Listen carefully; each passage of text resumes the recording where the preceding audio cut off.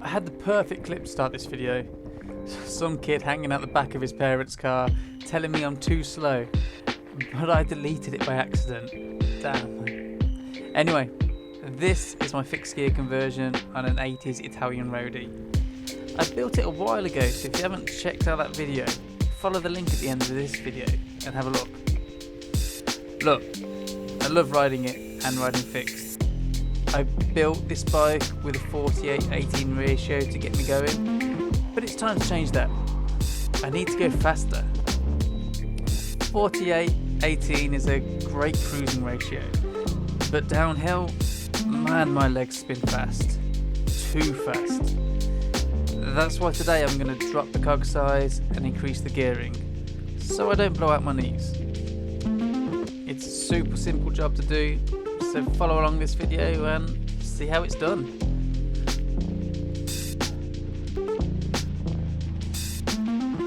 There are a few tools you'll need.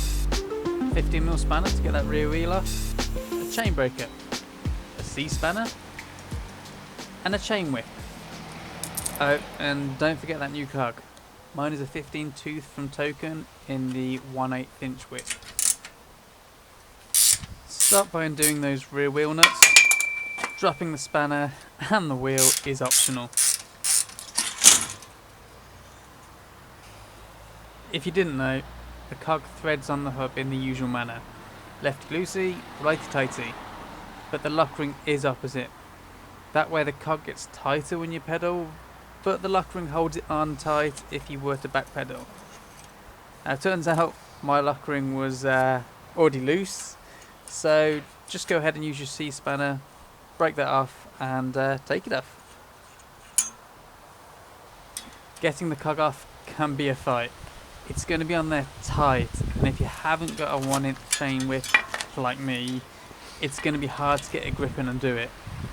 That's why I definitely didn't use a hammer and punch to loosen it off. It came free all by itself. With it off, I gave the hub a smear with some copper grease so the new cog doesn't seize onto the hub. And then just wind that new cog on. Try and do it up as much as possible with the chain whip, and then wind the lock ring back on, securing it with the C-spanner. Remember though, the cog might get even tighter after pedaling for a bit, so check that lock ring after the first ride. Stick the wheel back in the bike, but keep it positioned at the front of the dropouts for now. That way we can measure how much slack is in the chain and how much we need to take out.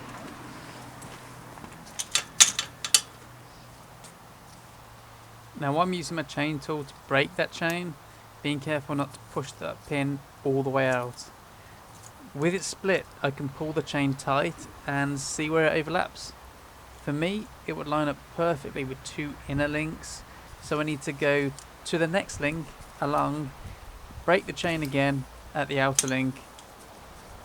In total, I'll be removing 2 links from the original chain length. With those 2 links gone, the chain should be the right size and I can rejoin it.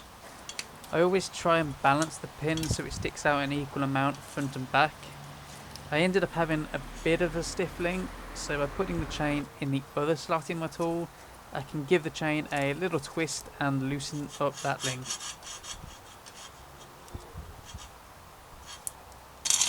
Home stretch now, so I fit the chain back on the chainring and then loosen up the axle nuts so I can pull the wheel back into the dropouts, adding tension to the chain. I prefer to do this on the floor so I have more control over it, but if you follow Gary's projects, you might have seen him use a bottle to jam between the wheel and the seat tube to add tension. That works too. Just try to minimise any slack. Any slack in the chain will mean you have a little bit of slop or backlash when going from normal pedaling to back pedaling.